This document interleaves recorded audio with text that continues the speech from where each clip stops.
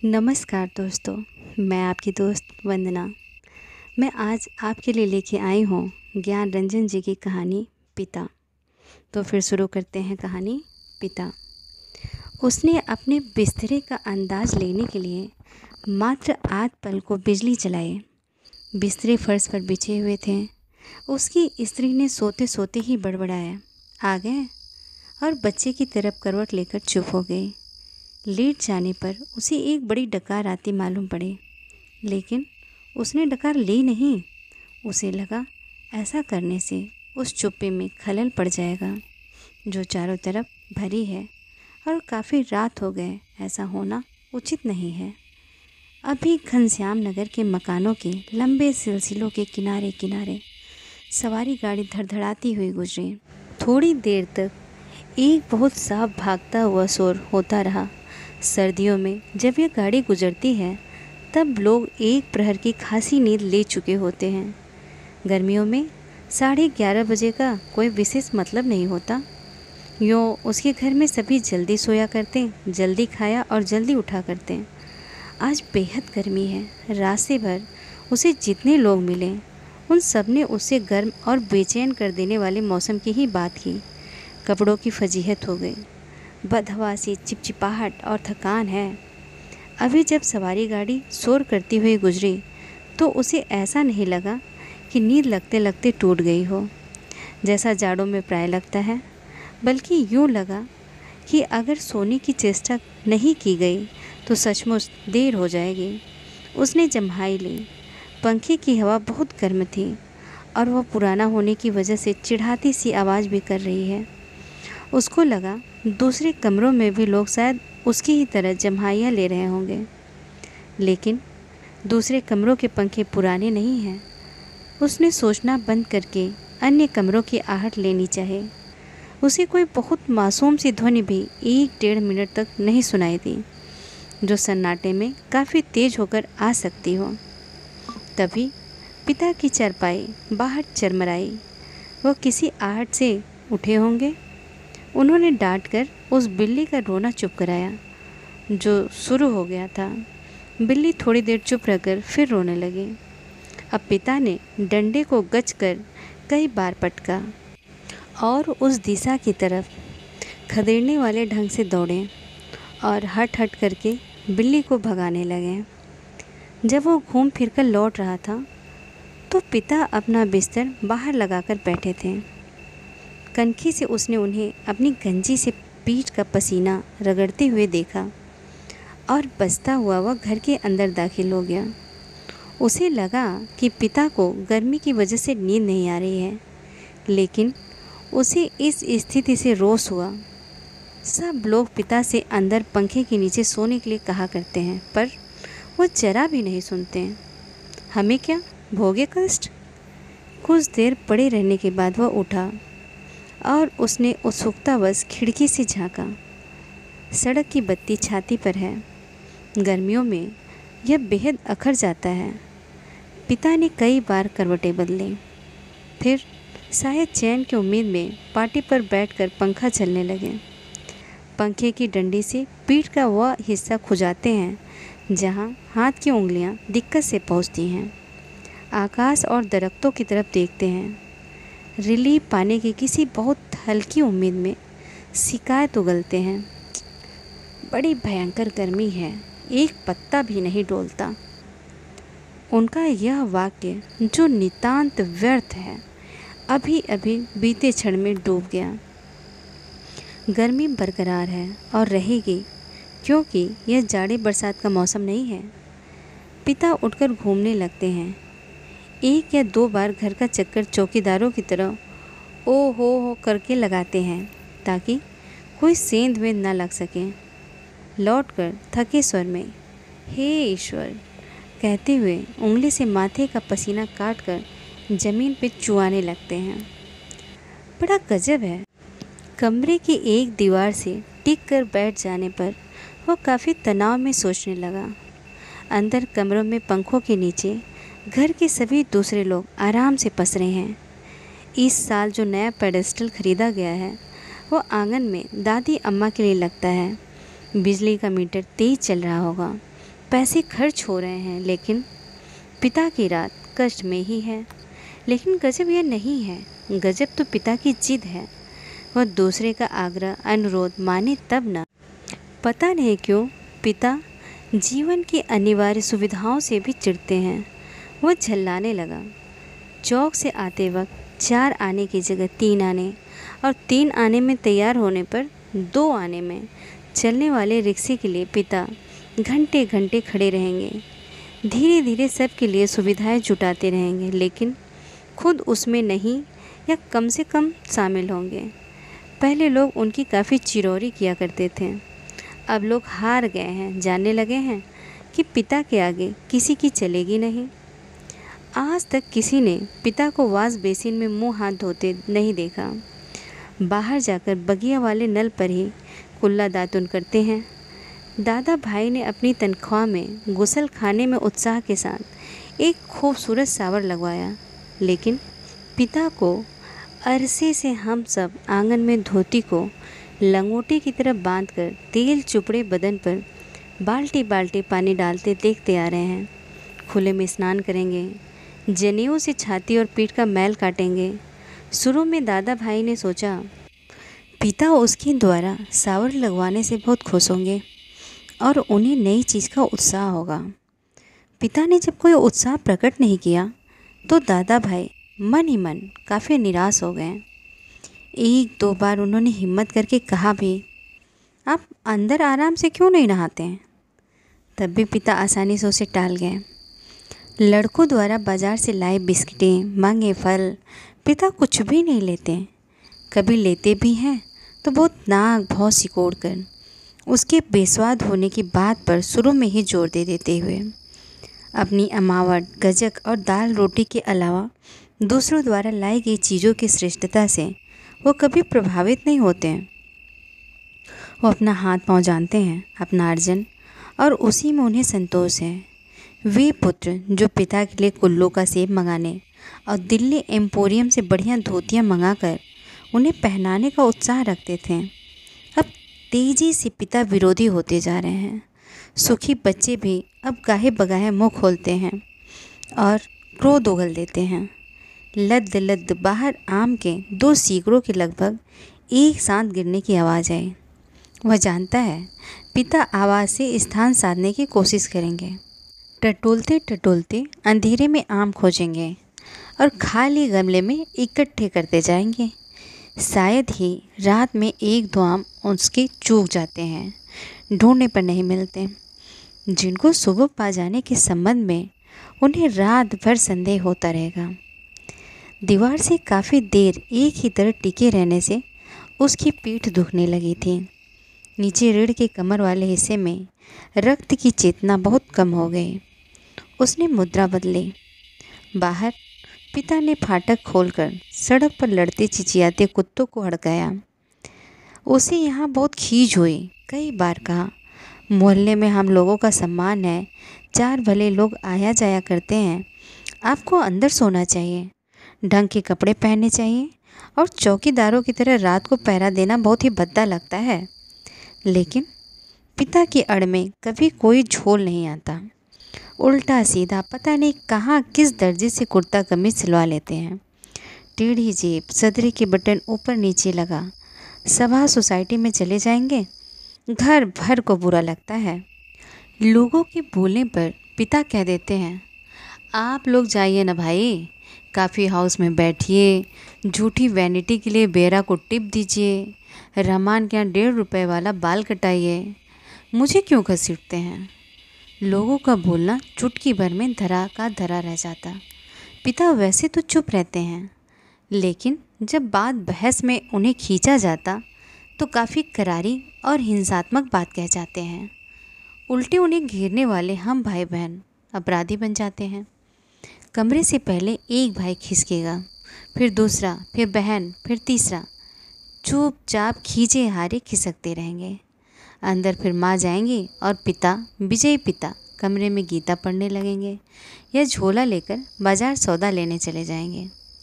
होता हमेशा यही है। सब मन में तय करते हैं आगे से पिता को नहीं घेरेंगे, लेकिन थोड़ा समय गुजरने के बाद फिर लोगों का मन पिता के लिए उमड़ने लगता है। लोग मौका ढूंढने लगते हैं पिता को किसी प्रकार अपने साथ सुविधाओं में थोड़ा बहुत शामिल कर सकें, पर ऐसा हो नहीं पाता। वह सोचने लगा, भूख के सामने खाते समय होने वाली व्यथा सरीखी किसी स्थिति में हम रहा करते हैं। यद्यपि अपना खाना हम कभी स्थगित नहीं करते हैं, फिर भी पिता के असंतृप्त के कारण व्याकुल और धीर तो है ही। पिता अद्भुत और विचित्र है। वह सोचते हुए उठा। कमरे में घूमने या सिगरेट पी सकने की सुविधा नहीं थी, अन्यथा वो ऐसा ही करता।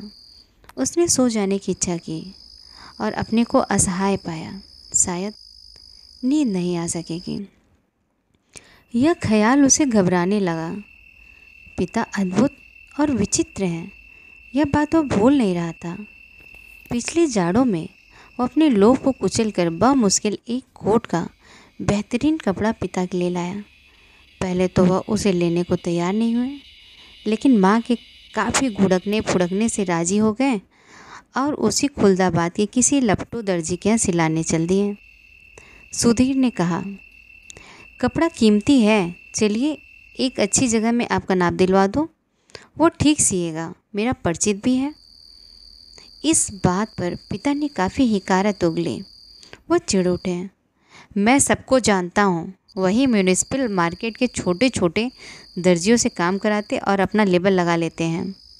साहब लोग, मैंने कलकत्ते के हाल एंडरसन के सिले कोट पहने हैं अपने ज़माने में, जिनके यहाँ अच्छे खासे यूरोपियन लोग कपड़े सिलवाते थे।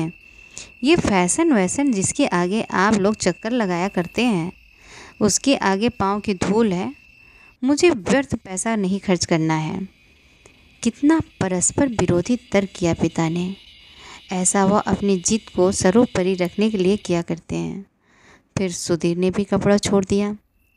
जहाँ चाहिए सिलवाइए या भाड़ में झोंक आइए, हमें क्या। वो धीमे धीमे बुदबुदाया। हैं? पिता बाहर अकबकाकर उठ पड़े। शायद थोड़ी देर पहले जो आम बगीचे में गिरा था, उसकी आवाज़ जैसे अब सुनाई पड़ी हो। वो खिड़की के बाहर देखने लगा। किंचित टिका टिका सा, पीठ के पसीने से बनियाई चिपक गई थी। बेहद घुटती हुई गर्मी, मन उसका मथा जाता था। बीवी बड़ी आराम से सो रही है, इसे कुछ पता नहीं। शायद पिता की खाट खाली थी, वो गिरा आम टटोलने के लिए बगिया में घुसे होंगे। पिता कितने विचित्र हैं। लंबे समय से वह केवल 2 ही ग्रंथ पढ़ते आ रहे हैं, यंत्रवत, नियमवत, रामायण और गीता। लंबे 35 वर्षों तक अखंड केवल रामायण और गीता। उसके पहले युवा काल में जो कुछ जितना कुछ पढ़ा हो उन्होंने, उसे कभी भयावह, कभी सम्मानजनक और कभी झूठ लगता। यह देख सोचकर कि कोई व्यक्ति केवल 2 पुस्तकों में ज़िंदगी के 35 वर्ष काट सकता है और कैसे काट लेता है। तभी उसका बच्चा कुनमुना कर रोने लगा। उसने तपाक से खिड़की छोड़ी और अपने बिस्तर पर झूठ मूठ सो गया। ऐसा न हो कि देवा बच्चे के रोने से उठ पड़े और उसे संदिग्धावस्था में देख बहुत से बेकार प्रश्नों द्वारा हलकान करना शुरू कर दे। देवा बच्चे के मुंह में स्तन दे पहले ही से बेखबर हो गए। वह खुद बिस्तरे पर सोता मालूम पड़कर भी जागता रहा। स्तन चूसने की चप चप आवाज़ आती रही और थोड़ी देर बाद बंद हो गई। उसने तय किया कि वो देवा के बारे में कुछ सोचे अथवा उसके शरीर को छूता रहे। उसने देवा के कूल्हे पर हाथ रख दिया, लेकिन उसे तनिक भी उत्तेजना अपने अंदर महसूस नहीं हुई। उसने थोड़ी देर उत्तेजना की प्रतीक्षा की। अपनी इस हरकत से ऊब होने लगी और मन ही मन लांछित करने लगा। बाहर पिता सो या जाग रहे हैं, जैसा भी हो वो बड़ी ज़बरदस्त हैं। इस समय बाहर रखकर बाहर ही होते जा रहे हैं। घर के अंदरूनी हिस्सों में लोग आराम से या कम से कम आराम से किसी तरह सो तो गए होंगे। वह विषादग्रस्त हुआ और अनुभव करने लगा, हमारे समाज में बड़े बूढ़े लोग जैसे बहू बेटियों के निजी जीवन को स्वच्छंद रहने देने के लिए अपना अधिकांश समय बाहर व्यतीत किया करते हैं। क्या पिता ने भी वैसा ही करना उचित तो नहीं शुरू कर दिया है? उसे पिता के बूढ़ेपन का ख्याल आने पर सिहरन हुई। फिर उसने दृढ़ता से सोचा, पिता भी बूढ़े नहीं हुए हैं, उन्हें प्रतिक्षण हमारे साथ साथ जीवित रहना चाहिए। भरसक पुरानी जीवन व्यवस्था कितनी कठोर थी। उसके मस्तिष्क में एक खिंचाव आ गया। विषाद सर्वोपरि था। उसे आंखों में हल्का जलन लगने लगा। अगर कोई शीत युद्ध न होता पिता और पुत्रों के बीच, तो उन्हें जबरन खींच के नीचे लाकर सुला देता। लेकिन उसे लगा कि उसका युवापन एक प्रतिष्ठा की जिद कहीं चुराए बैठा है। वह इस प्रतिष्ठा के आगे कभी बहुत मजबूर, कभी कमज़ोर हो जाता है और उसे भुगत भी रहा है। दरअसल उसका जी अक्सर चिल्ला उठने को हुआ है, पिता, तुम हमारा निषेध करते हो, तुम ढोंगी हो, अहंकारी, वज्र अहंकारी। लेकिन वह कभी चिल्लाया नहीं। उसका चिल्ला सकना मुमकिन भी नहीं था। वह अनुभव करता था उसके सामने जिंदगी पड़ी है और पिता पर इस तरह चिल्लाने में उसका नुकसान हो सकता है। उसको लगा पिता लगातार विजयी हैं, कठोर हैं तो क्या, उन्होंने पुत्रों के सामने अपने को कभी पसारा नहीं। लगता है दीवारों पर भी पसीना चूहा आया है। खुद को छुरा भोंक देने या दीवार पर सिर पटकने या सोती बीबी के साथ पाशविक हो जाने का ढोंग सोचने के बाद भी गर्मी की बेचैनी नहीं कटी। उसने ईश्वर को बुदबुदाना चाहा, लेकिन वैसा नहीं किया। केवल हल्की हल्की हाथ के पंजों से सिर के बालों को दबोच कर वह रह गया। मौसम की गर्मी से कहीं अधिक प्रबल पिता है। उसके सामने एक घटना मजबूती से टंग गई। उसने घटना को मन में दोहराया। वायुसेना में नौकरी करने वाला उसका कप्तान भाई बहन की यूनिवर्सिटी के खर्चे के लिए 10 वर्ष तक 50 रुपये महीना भेजता रहा था। एक बार अकस्मात कप्तान भाई होली अवकाश मनाने घर आ गया। पिता ने उसके हाथ में उसके नाम की 1200 रुपयों की एक पासबुक थमा दी। सबको यह बड़ा आकस्मिक लगा। कप्तान भाई को हैरत हुई और हल्की खुशी भी कि एकाएक काफ़ी रुपए मिल गए। लेकिन इस बात से उसे काफ़ी दुख और पराजय का भान भी हुआ। उसने अपने को छोटा महसूस किया। 2 वर्ष तक बहन के लिए उसने जो थोड़ा बहुत किया वह सब एक पल में घटकर नगण्य हो गया। फिर भी वह अनुभव कर रहा था कि कप्तान भाई ज़्यादा सोचते नहीं, खिलाड़ी तबीयत के हैं, यान की तरह चुटकी में धरती छोड़ देते हैं। कितने मस्त हैं कप्तान भाई। उसे लगा पिता एक बुलंद भीमकाय दरवाजे की तरह खड़े हैं, जिससे टकरा टकरा कर हम सब निहायत पिद्दी और दयनीय होते जा रहे हैं। इस घटना को याद करके और पिता के प्रति खिन्न हो जाने पर भी उसने चाहा कि वो खिड़की से पिता को अंदर आकर सोने के लिए बोले, लेकिन वह ऐसा नहीं कर सका। वह असंतोष और सहानुभूति दोनों के बीच असंतुलित भटकता रहा। न लोको सेट से उठती इंजनों की सटिंग ध्वनि, न कंक्रीट की ग्रैंड ट्रंक रोड से होकर आती धूमनगंज की ओर इक्की दुक्की लौटते इक्को के घोड़ों की टापें, न झगड़ते कुत्तों की भाव भाव। बस कहीं उल्लू एक गति, एक वजन और विभत्सा में बोल रहे थे। रात्रि में शहर का आभास कुछ पलों के लिए मर सा गया है। उसको उम्मीद हुई कि किसी भी समय दूर या पास से कोई आवाज़ अकस्मात उठ जाएगी, घड़ी टनटना जाएगी या किसी दौड़ती हुई ट्रक का तेज़ लंबा हॉर्न बज उठेगा और शहर का मरा हुआ आभास पुनः जीवित हो जाएगा।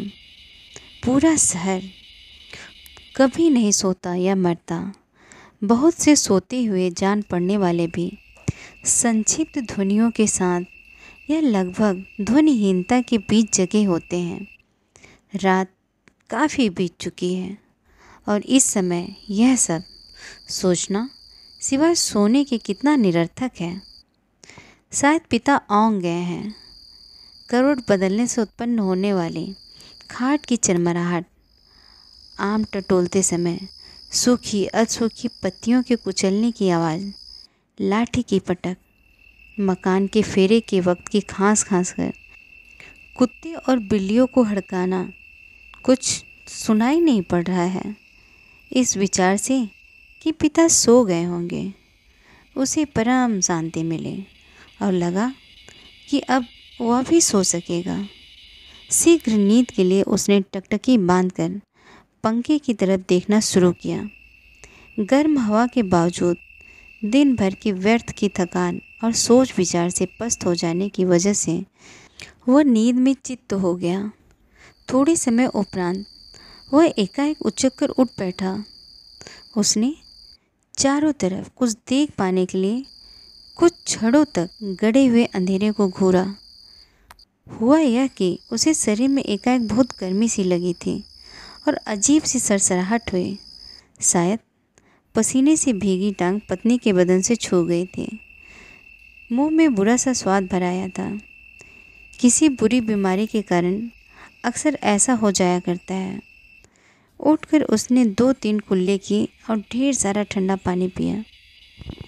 इतना सब कुछ वह अंधनींद में ही करता रहा। आंगन से पानी पीकर लौटते समय उसने इत्मीनान के लिए खिड़की के बाहर देखा। अब तक नींद जो थोड़ी बहुत थी काफूर हो गई। पिता सो नहीं गए हैं अथवा कुछ सोकर पुनः जगे हुए हैं, पता नहीं। अभी ही उन्होंने हे राम तू ही सहारा है कहकर जमाई ली है। ऐसा उन्होंने कोई दबकर नहीं किया। रात के लिहाज से काफ़ी शोर उठाते कहा है। शायद उन्हें इत्मीनान है कि घर में सभी लोग निश्चिंत रूप से सो रहे हैं। पिता ने अपना बिस्तर गोल मरोड़ कर खाट के एक सिरे पर कर लिया है और वहीं सुराही से प्याले में पानी ले लेकर अपनी खटिया की बांध तर कर रहे हैं। सुराही से खाट तक और खाट से सुराही तक बार बार आते जाते हैं। बहुत बार ऐसा करने पर खाट का बांध तर हुआ है। इसके बाद उन्होंने पानी पिया और पुनः एक बड़ी आवाज़दार जमाई के साथ लिपटे हुए बिस्तरे का सिरहाना बना निखरी खटिया पर लेट गए। तड़का होने में पता नहीं कितनी देर थी। थोड़ी देर बाद पंखा ज़मीन पर गिराकर उनका दायां हाथ खटिया के पाटे से झूलने लगा। चारों तरफ धूमिल चांदी फैलने लगी है। सुबह जो दूर है कि भ्रम में पश्चिम से पूर्व की ओर कौवे काँव काँव करते उड़े। वह खिड़की से हटकर बिस्तर पर आया। अंदर हवा वैसे ही लू की तरह गर्म है। दूसरे कमरे स्तब्ध हैं। पता नहीं बाहर भी उमस और बेचैनी होगी। वह जागते हुए सोचने लगा, अब पिता निश्चित रूप से सो गए होंगे। शायद